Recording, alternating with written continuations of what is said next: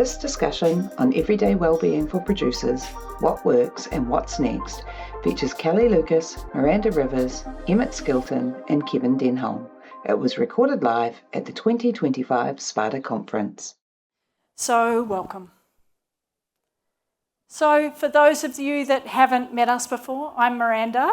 I'm a casting director in Screen. You might know me from that, but my other lens is as a passionate advocate for mental health and wellbeing in our screen industry. And I'm trained up as a mental health first aid instructor, which is something I also teach. We're not really going to get into that today because we don't have much time for that in this session, but it is, feel free to come and approach me anytime to have a chat about that. We're going to get quite heavy into the data today for the beginning of this session. It is quite a lot, but I want you to know we do it for a reason because it's important to share the statistics that are happening out there internationally and here in Aotearoa for us to get a sense of the solutions and also a way to share this information amongst us so we can generate solutions together because this is all of our issue. So welcome, Kelly. Kia ora, toto everyone. Ooh. They don't only have one lapel mic, so bear with me on this one. Kelly Lucas, Screen Industry Guild, and today I've got my ScreenSafe hat on. Thank you so much for taking the time to come here. I do realise we've got another big option next door, but this particular topic for most of you who have either seen me speak or come to a professional respect training is massive. It's become a bit of a crusade, I want to probably say, to try and look for funding, to bring funding into industry so we can be at the table, ScreenSafe as an independent organisation with everybody at the table, so we can look across the board and see where we need to have particular programs run out for everybody. That includes producers, goes across the whole thing from pre-production right through to post. So we will get into that a bit later and we'll get into the data.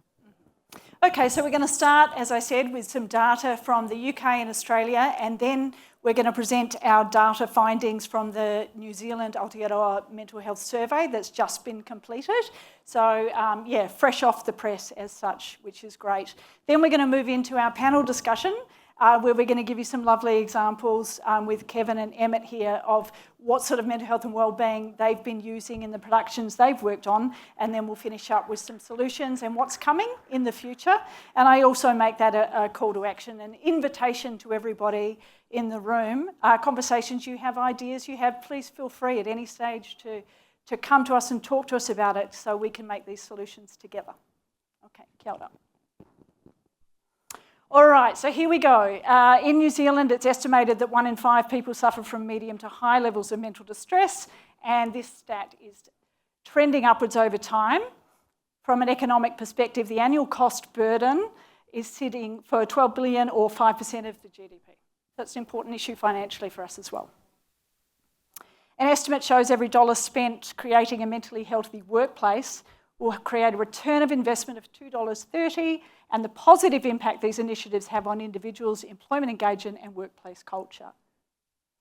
Okay, so it minimises harm, it promotes protective factors for all workers, providing them with an open and supportive environment that promotes positive cultures, conducive to mental wellbeing, as well as our physical health and wellbeing. We're just going to play you a wee bit of a video now, and this is from the UK Film and TV charity. 63% of film and TV workers say the industry has negatively impacted their mental health. 30% had suicidal thoughts in the last 12 months. And yet over a third avoid seeking support altogether. And board. We good? 8, take 24, on the end. No, this isn't going to work. We're 4 hours into overtime. People have been here for 15 hours. We've got to wrap this up. And we've got to get this right. Have you checked to see if he wants coffee? Yeah, sorry, I'm really tired. Ignore that. Go start. Okay. Would you guys like a tea or a coffee? Sorry, do you mind not interrupting that one? Sorry. Actually, sorry, forget it. I'll have a coffee. Yourself? See him again, please, buddy. Thank you. See him again? Coffee. I'm not being tight. Sorry. This was supposed to arrive an hour ago, so can you chase it up for me? What is it? It's an order from this morning, but there's no drivers to pick it up, so can you sort Where should I go to? Right, okay. Hey, you okay, Tia? See the break. I'll get you a bottle of water, okay? Yeah. Okay, we need a chair. Right now. Grab one of those. Look, all you do is grab one from the other side. Okay. Come on. Hurry up. Where are the drinks? Stop all this. Drink to palate. Okay. Go.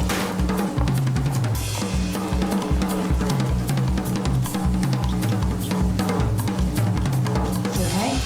Yeah, I'm fine. Just a little bit much is going on. Okay, just fill it. Here, take this. It's a call sheet from my last shoot. There's a number from the TV charity that can help if it's feeling too much. Okay. Thank you.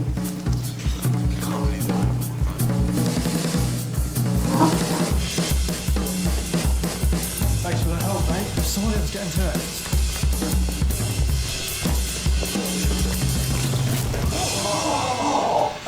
I'm so sorry. No, there was a... Don't worry about it. No. Got your extra take. I'm really sorry. Don't worry. What the hell are you doing? We have been at this all night and now we are screwed. Do you know how long it's going to take him to go and get fixed? I'm really sorry. The floor was...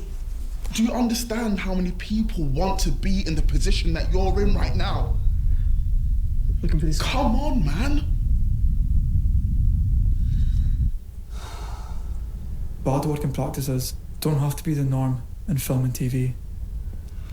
We're working with the industry to create more mentally healthy productions.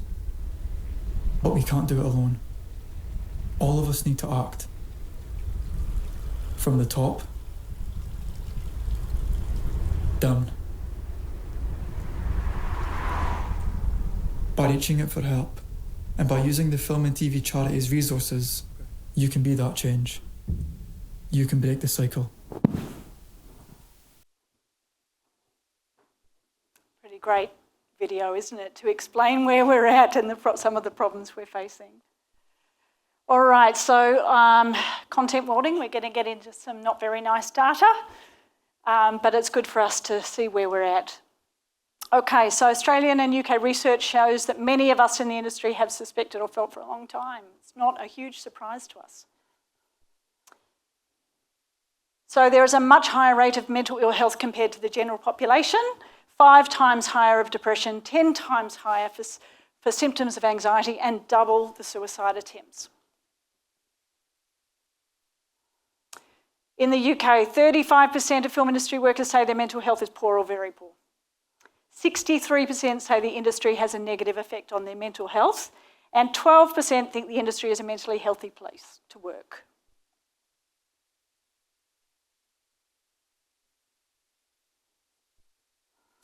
Okay, so can you guess what is the percentage of people working in film and TV or cinema in the UK that experience mental health problems at some point in their lives?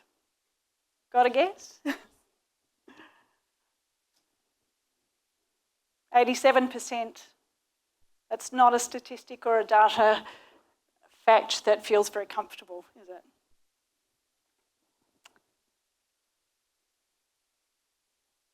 So this same survey showed that 2/3, 66% of freelancers have thought about leaving the industry due to concerns over their mental wellbeing.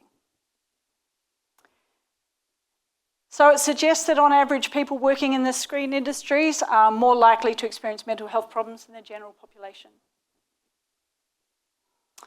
Okie doke.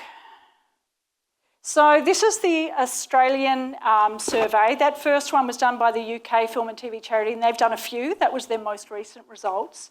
So you can see why we felt it was so important to get our own data in New Zealand to try and catch up. And this is the Australian report that's just come out, their latest one through Griffith University.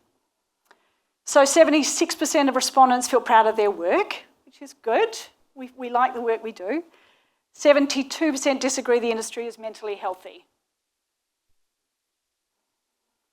57% feel worn out daily, 59% report no life outside work. Burnout levels comparable to healthcare professionals. That statistic blew me away when I first read it. I couldn't believe it, comparing us with nurses and doctors and considering this is a post-COVID report. 36% have considered quitting often or all the time, and 25% are planning to leave, to exit the industry within the next 6 months. 62% feel pressured not to claim basic entitlements, 48% face unreasonable deadlines, and 48% have experienced bullying. 72% say wellbeing is not a management priority. Whose problem is it then? 47% feel industry peers are unsupportive of mental illness. Women experience 3 times more sexual harassment than men, and pay gaps and unrealistic performance expectations play as well. And underrepresented groups face significantly worse outcomes. So what are some of the contributing risk factors? Extreme work demands, lack of autonomy, limited job stability, which I think we can all relate to in this hard year, and fear of retaliation. Those barriers are massive. For about career damage inhibits reporting it. People are very afraid to report for fear of not being hired on the next job. So what does this mean? It's a call for systemic reform. We need an emphasis on policy level and organisational change and industry-wide reform beyond individual level resilience. And that's where I want us all to join forces. Okay, so this is the UK data reports. 33% rate mental health as poor or very poor. Suicidal thoughts reported by 30% in the past 12 months, a statistic that does not sit well with me. 30% experience high loneliness versus the national 8%. That sense of community is really important to us. Only 12% believe the industry is mentally healthy, 64% considered leaving due to their mental health or due to mental health. 32% of these took firm steps, applied, interviewed and then left. So worklessness tripled to 15% since the last survey. Only 13% feel job security, 79% have financial worries, and 18% work 50 plus hours last week, 20% commute and 9 hours weekly. 41% experienced bullying, harassment or discrimination, and 53% did not report those incidents. 21% said things got worse when they did. 29% perceive positive attitudes towards mental health in the industry. It's not high enough. We need to get that up there. These kind of conversations help. So 33% of managers say they receive poor support to manage wellbeing. 26% felt unequipped to help a colleague, and that's something I'm trying to address with the mental health first aid training. We teach people how to have conversations to take away that so you can feel empowered, and yeah, a lot of it's common sense, but it's giving people confidence to have those chats. And then fear of judgment, 34% of loss of work prevent people from seeking help. Film and TV is worse than other subsectors. And low budget drama and below the line roles show the highest stress, worklessness and bullying. And these are some of our at-risk groups. Okay, and the toolkit impact, that's something that they do in the UK. It's called the Whole Picture Toolkit. It's a resource available. Feel free to go onto their website, the Film and TV Charity, and have a look at the sort of resources that they're providing, because that's certainly Kelly and my mission is to get that sort of stuff available for people here. And they've shown some good reports between the two different surveys over the years about the use of it and the more positive outcomes. So yeah, you can see that the toolkit has given, it's gone from 25% versus 12%, which is really great, and better personal mental health results, 23% versus 35%. Okay, so that's creating a positive movement, reduction in stigma and access to support tools, one of those barriers. And what that does is it embedded mental health standards across productions. It's provided training for managers, tackles bullying via independent reporting systems, and prioritising inclusion and address the needs of at-risk workers. Okie doke, so I'm going to hand over to Kelly now. He's going to now talk about where we've got to with our New Zealand results. Thank you. You might wonder why we've sort of dived into the UK and Australia data. The main thing about this is seeing what they're doing over there, where we're sitting now, And the reason we've got this particular survey, which we took quite a while to get underway to do here in New Zealand, it was actually gifted and based off the UK one, but we had to make sure that we were here, making sure it was good for New Zealand. So this is our data. The main thing they talked to us about was do a temperature check. Before you roll out the programs, before you do anything else, make sure you know your baseline really, really well. And then we can see where the pain points are, what we need to do, and take those next steps. So we're starting here. The why. Basically looking at our stress, our burnout, our workplace culture, bullying, discrimination and substance use, especially around freelancers and the short-term workers. This is adapted, as I said. I will keep going because we want to get to our panel, but I do want to make sure that we're looking at this. There are a few notes off the survey. You learn to hide your stress because people don't want to hear it. They just want the job done. The why. I will move through these. We want to reveal the truth behind the scenes, make the invisible visible, support real change, and give weight to lived experience. This includes everybody in this room. It's just not about people who are on set all the time. It's about everybody. We realise how much it takes to get something up and running. You can have something going for years before you can get it across the line and the stress that that takes. So we want to recognise everybody, right through to our people in post. So important. And taking those little steps to make sure that everyone's protected all the way through. I get a lot of people coming to me independently because they don't want to go to an international person who's overseas, who might be the HR connection, because that's not Kiwi. That's not for them. So we're trying to find a way that we can make sure that everybody is looked after and that they have the type of support that they need.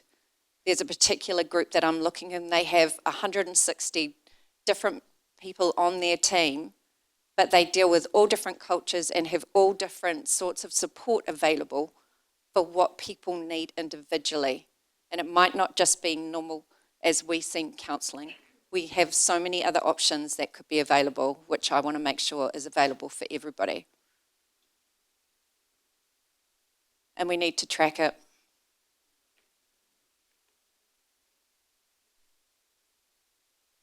"78% want more education and guidance on managing stress, supporting peers, and creating safe sets." That was a really good number. We had a 3% uptake of the survey, which is exactly the same as the UK and Australia. So really, really happy about this. So as we go through these stats, you'll be able to see how we're tracking on that.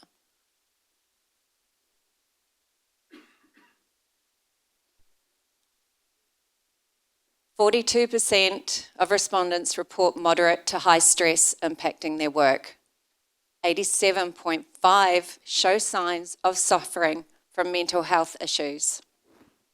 Way too high. Mental distress in the screen sector is nearly double that of our general workforce.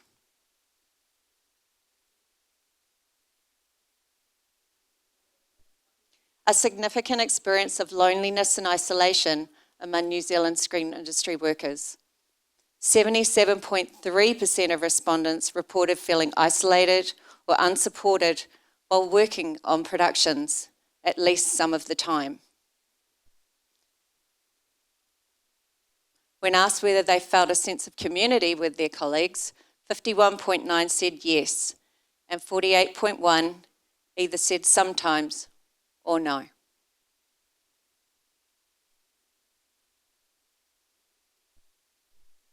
"70% of report work disrupts their personal time or their social plans."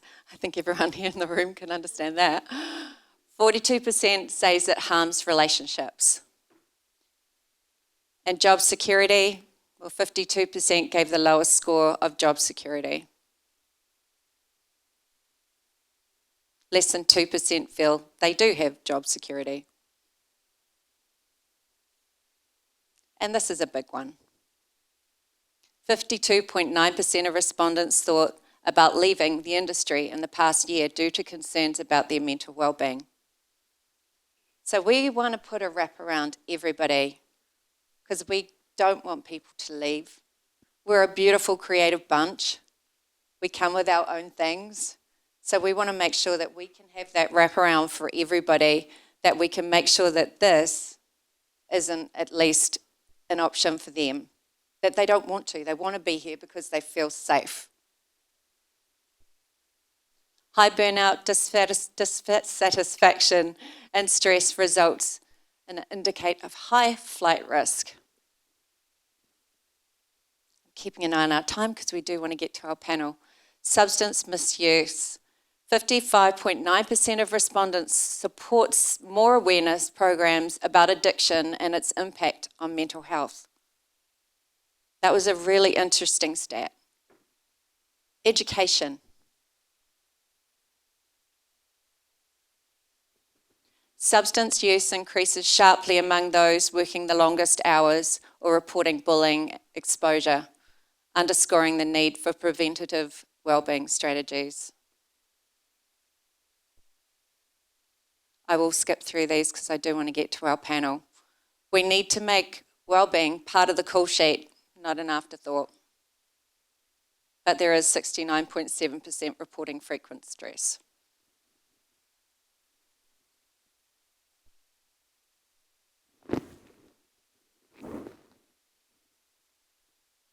I'm sorry to be reading this one. 18% of respondents reported having suicidal thoughts, where 0.3% reported a suicide attempt. 8% reported self-harming without the intent to die.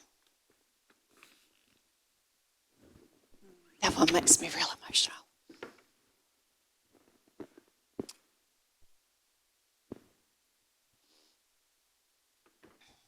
These figures point to a significant mental health crisis in our sector, especially when contrasted with the general New Zealand population, where the annual suicide ideation rates are typically below 5%.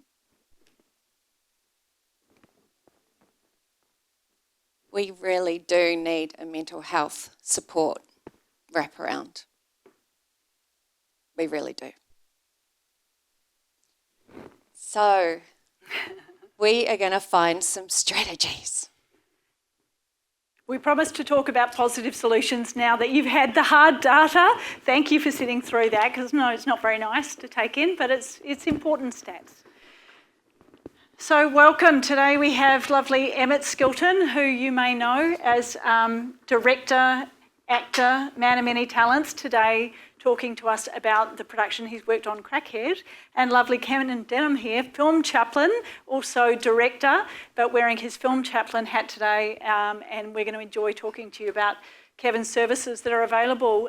Feel free to talk to these people about afterwards, go up to them afterwards. I'm going to start with Emmett and then we're going to move on to Kevin. So Emmett, welcome. Thanks for being here. Thank you for having me. So tell us a little bit about your role and about Crackhead and what you did on that production. For sure. Kia ora tātou. So Crackhead is an 8-part half-hour dark comedy series that throws mental health, addiction, many of the things that were discussed here, and recovery into the limelight in a quite entertaining package, but also a very high-risk taking package. So I was a director in that. My wife was the creator, lead actress, and writer as well. And so for us, the process began not only with the story being from her own life and her own experiences, but we were part of the show from the very beginnings with storylining through that content and exploration of the depth of the content that we could take it. And it's due to come out early next year. So a first question with producers in the room is, how'd you pay for it? How was it in the budget? Yes, so what we had with we were very, very fortunate. The subject matter obviously is very high risk, but we were working with Warner Brothers, and Warner Brothers guided us through the process with a person whose role was the duty of care counsellor on our call sheet. And this is a woman called Steph Dowse, who was available to all cast and all crew, therefore whatever level of counselling support was needed by our team. And that was also completely separate from the sort of traditional HR model where you have a fear that maybe it's going to get back to the boss. So it was framed very much in the form of this person will only communicate with someone higher than you if they're worried about you, if they're worried about someone else, or if it's going to jeopardise the production in a way that can be avoided. And so... What part of the process was she brought in? She was in from right at the beginning. This is something that Warner Brothers has a great initiative around to make sure that people are protected and looked after. The moment that Holly and I joined forces with Warner Brothers to storyline the project, wasn't even full funding any of those bits and pieces, we were introduced to Steph as a support that we could speak to. A lot of our understanding of it was that if we can't make the content we want to because we're jeopardizing our own health, then there's probably no point in making the project at all, because you're throwing yourself into, in our situation, a really fucking dangerous position where you're going, hey, let's put all this on screen and do it extremely unsafely. And so Steph gave us this really strong safeguard. Warner Brothers did, our wonderful producer Britta Hawkins did. Between them, there was a strong understanding of a lot of this data, to be honest. And just a little side note, you know, we maybe had 80 crew with pre-shoot and post-production. Some of our post-production team are here. If I looked at those stats and went, fuck, okay, we had that many people and 2 people are going to try and commit suicide, that's pretty horrific. Oh yeah, someone wants to self-harm, maybe, you know, there's 10 people in a room, one of them are going to self-harm. That's horrific. And so for me in my position as director, I needed to push the boat out on our content. I needed to know that we were doing it safely and in a way that provided support for my cast and my crew. So there are a few elements that go into that. Not only did they have access to Steph, but Steph was there in person for our first read-through. It was the scripts themselves were coming to life, and Steph was there to go, everything all good, everybody. We also had text and phone calls from Steph throughout the writing process. And we also had, throughout the sort of finding crew, finding cast aspect of it, a lot of what was going on in our show was completely framed to who was picking up the contract or picking up the script. We had a few crew who were forewarned of the content. Some things, you know, let's say it's around addiction or it's around suicidal ideation, making sure that those people were protected with their awareness of what was going on with the show and whether they were willing to step into that position. Because we didn't really treat the show like a job. We treated it like we were all telling a story and everyone was on board to do so. And Did that care go right through to post-production for the editors and yes. So what we actually found, we were doing it in-house editing at Warner Brothers, and what we found was that once the content was produced into almost its final form, that was also a confronting element for some people. When they read the script, they went, oh yeah, cool, I know how to edit that, or I know how to mix that or whatever. And then once the actual show was in a near-finished form, that was confronting for some of the people that worked on it. And that support from Steph and from Warner Brothers was there. It never went away. Like I say, it started when we were doing storylining. And I mean, Steph's probably available to me now. Yeah. So what was your sort of takeaway as a, from the producing team and you as a director, having that kind of support from the beginning? How did it affect you compared to other jobs? Or it gave me how did you freedom. feel about it? You know, I've worked in very fast-paced environments where care of cast and crew isn't neglected. I'm not going to say that, but it certainly isn't front and centre when it comes to the discussions you have around the project. And so for Crack Here, we had so much freedom. I felt like I was safe in what I did. I felt like the conversations I was having with people, they were supported exterior from me, meaning that I could go to places I needed to, have discussions with them, knowing that should they need to, there's someone that can support them through that process. Because we don't fucking leave our jobs at the door. I find it very, frustrating hanging out for dinner with someone who hung their hat on the door at 5 p.m. and then they're going to go pick it up again at 9 a.m. the next day. We don't live in a world or create in a world where we get to leave it at home. We get to leave it at work. So this idea of taking it home with you and having someone like Steph that can communicate with you after hours is also really valuable. And the other part of that freedom and that safety was knowing that it wasn't going to have repercussions for their future work. I think that's a really big thing, is going, but if I tell the producer that I'm feeling this way, then that producer's not going to work with me again. Or, it's the same as in the realm of casting. If you tell someone maybe you're having a bit of trouble, they'll go, maybe we won't see Emmett this time because he was having trouble last time. And I don't think that's fair. I think I treat creation like a family. I treat the film industry like a family. And I think there's been far too many opportunities missed where it could have started with a conversation around how someone's feeling. And Steph and our experience on Crackhead definitely felt like a massive positive in the right direction. Oh, thank you, Emmett. I feel like we could do a whole session just on this panel, but and obviously Emmett's, the piece of drama you were working with had really serious content, so it obviously started this conversation about this culture of care early on. But I guess what we're also trying to encourage is that we have these conversations even when you're not working with such sensitive content. There are ways to support your cast and crew with that care, even in the smallest way if you don't have the budget of a provided counsellor or whatever. Anyway, we'll thanks so much, Emmett, for that. Thanks. You on?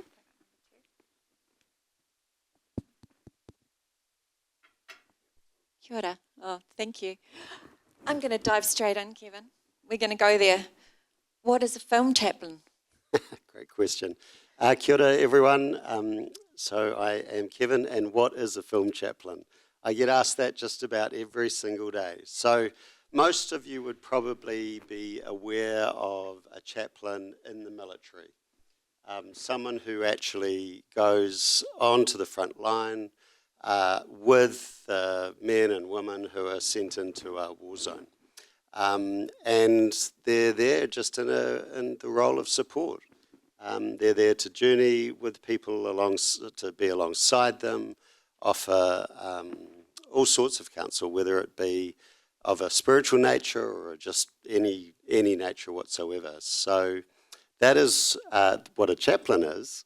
What a film chaplain is someone who does that, but on set, or not just on set, but specific. On set is where it works really, really well. And could you tell us a little bit with a bit of clarity, because I know there can be a bit of pushback just around the name or the thoughts around the religious side of things. If you can just clarify what that kind of means and where that, coming over that sort of step for you and what you do. Great question. It's also one I answer just about every day. So one of the problems with being or calling myself film chaplain is this absolute association with religion or conservative Christian thinking or whatever it is. But actually what chaplaincy is for people of all faiths and none. My job is I do come from a faith background, but that is not actually part of what I'm doing as a chaplain. It might motivate me in some way, but my role is not to be there to proselytize or to talk about necessarily spiritual things. I can if someone wants to go there. But it's primarily a role, just a supporting role. The word chaplain actually comes from the Latin word cloak. And so it means to put a cloak over someone.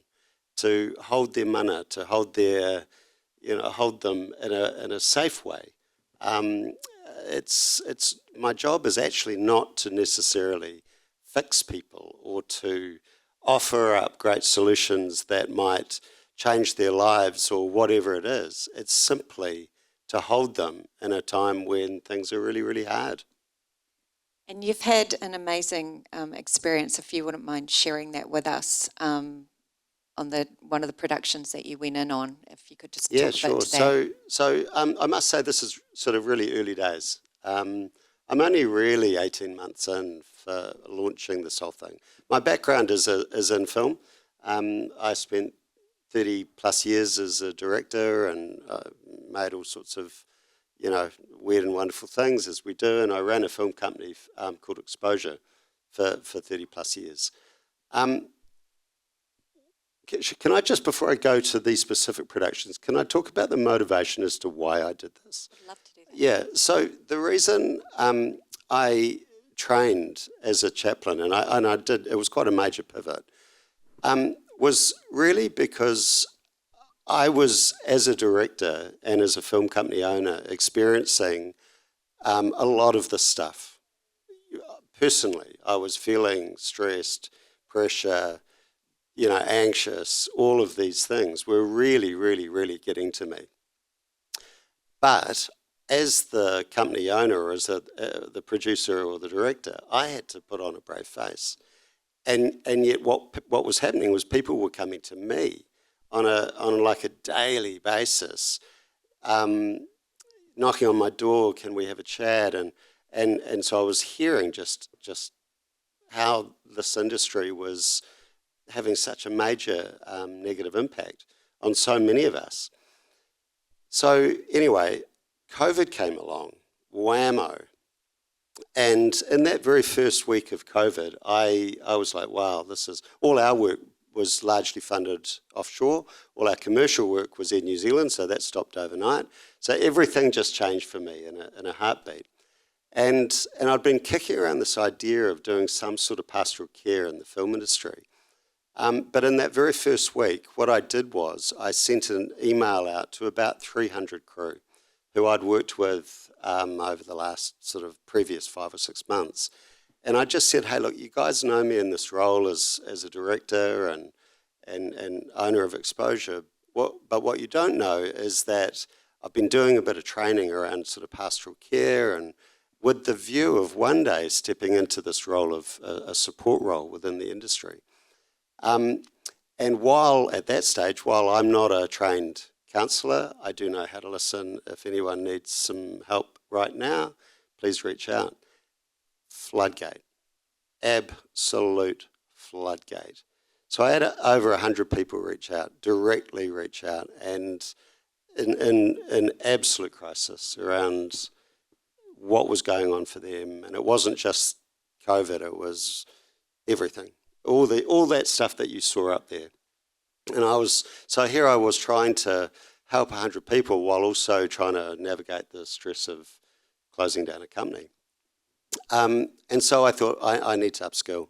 So that's when I went in, I chose chaplaincy as a discipline. It seemed to be the best fit for me, being an on location or in the field service. And so I did a master's degree out of Otago in chaplaincy, and that's led into now a PhD. So, yeah. What was your question? Oh, the films. Yeah. So I'll just talk about a couple of the films that I've been on in this year. So I've just done 16 weeks on Evil Dead, which was really fascinating. And I think what's so great about that is your question to me about the religious thing. Well, there you go. I said to them when I was lobbying them to get on this, they were like pretty unsure, to be honest. It's like, oh, gee, I don't know about that. And I said, no, imagine the headline, Evil Dead, so evil you need a chaplain on set. And I said, that headline works for both of us. So what I did in that context was I was largely an offset support person. And by the way, can I just say hats off to Warner's for what they've done, on your production. So I was mainly offset. I would visit set from time to time, and whenever I did visit set, the quiet conversations would start. The people would just come up to me and say, "Hey, look, I'm worried about so-and-so," or "Hey, did you know about this?" And most of the time it wasn't actually work-related, but work was putting so much pressure because of they weren't available to their families, they weren't able to leave set, they were feeling this weight of what was going on. So that was that one. Wonderful project, and I'm probably going to be back on the next one in the new year, which is great. And then, but one of the best examples is actually working with David here on Date Talk, which was a show. Really, it was on dating and diversity and sexual and gender diversity and all sorts of the most colourful group of people coming together and sharing their dating stories. And what they did from a production point of view is they embraced the full Film Chaplain service. And what that is I have this kick-ass caravan, massive caravan, with a Lamazoka coffee machine, and it's pretty cool, to be honest. It's sort of like serious bling. It would fit on any major film set. And I rocked up with this thing, and very quickly, David, it became the hub, didn't it? And so every morning I just would make people coffees, and that by the way, is the oldest trick in the book. And we would just, people would talk, and then every single person, each one of the talent that I was working with, all got channeled through my space, and we had a one-on-one conversation. I was then able to participate in the filming, just making sure that each person was held. And then by about day 3, all the crew themselves we said, hey, look, it's not just the talent. And every day there was a queue. I'm not even joking, there was a queue. So I've had to get there about an hour before call and then all the way afterwards. So that's the best example. Thank you. We are nearly on our time. No, we've got so much more we want to share with you. Much more, because you know what? Producers, you matter. You really matter to us. Very, very much so. Thank you two for sharing. Thank you both for sharing. Yeah. We would love to have more time. This is such a bigger conversation, as you all know. Thank you for coming. Last thoughts that we didn't get time to get to today, but we have a whole lot of resources that we are coming out next year on the ScreenSafe website. Some of them are going to be up here. We're going to do online training modules. We're going to have PDFs that you can download on script advice, script content advice, and a production guide for you all. So coming soon, come and talk to us, and thanks so much for your time today. Kia ora. Kia ora. Thank you.